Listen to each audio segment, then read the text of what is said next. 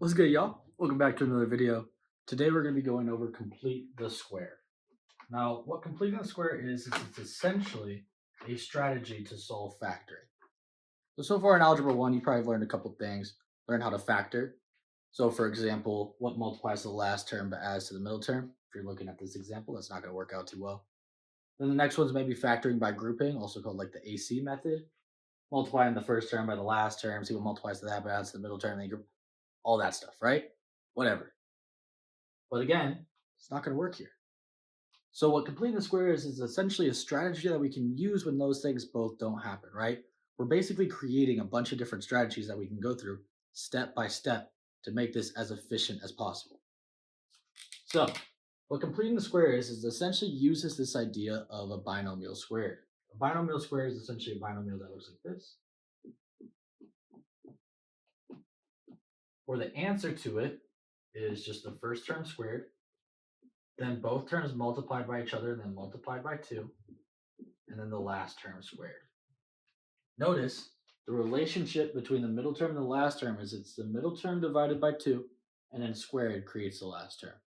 We're going to use that idea to essentially artificially create that into this, and then factor it like this, so then we can factor out and solve this binomial or trinomial.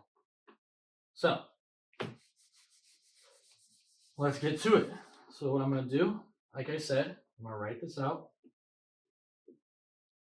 And then I'm going to divide the middle term by 2. So negative 12 divided by 2 is negative 6. Negative 6 squared is 36. And plus 5. Well, congratulations, Jaden. You just jacked this equation up, right? I basically just added 36 to something that there was never 36 in. How does that help us? Well, what I'm going to do is I'm going to offset that by subtracting 36. Well, congratulations, Jaden, again. You basically have done nothing, right? Like, what's the point of adding 36 if you're going to subtract 36? We could have just not done it anyway. Well, what it allows me to do is it allows me to turn this back into a binomial squared. So x, divide the middle term by 2, minus 6 squared. And then I just combine these two. 5 minus 36 is minus 31. And now from here, it's basically in vertex form, ready to be solved. Perfect, right? Simple enough. Well, the only issue is complete the square only really is useful in a couple of situations. The first situation is if the middle term is even. I can complete the square if it's odd, but it just doesn't really make much sense because I'm going to have to divide it by 2 and square it. And if it's odd, it's going to get messy. The other thing is if there's no value in front of x squared, no value in front of x squared. But then you're looking at the second question, you're like, well, that's exactly what that is. But this is a special situation. Notice how the 2 and the 8, they're both divisible by 2, right? So what I can do is I can actually factor it out in this case, leaving x squared plus 4x, right? And now I'm just going to do the same thing like I did on the last one. Divide by 2 and square, that gives me plus 4. And I'm going to subtract 4 as well. Very important in this case. Notice that my minus 4 is inside the parentheses. The reason why is because this is technically not a 4. It's technically an 8. 2 times 4 is 8. Remember, the sole purpose of this thing is to make sure that I don't jack up this equation. So it's also got to get multiplied by 2. So it's negative 8. So everything's level, right? We got to keep everything balanced. So then, same process as last time. Binomial squared. 2 times x. Divide the middle term by 2 plus 2 squared. Now this is where I multiply. 2 times negative 4 is negative 8. Negative 8 plus 3, negative 5. And that's the final answer right there. Now, when is this useful? Well, it's useful when you can't factor and you can't use factor by grouping. The middle term's even, there's no value in front, or that you can factor it out.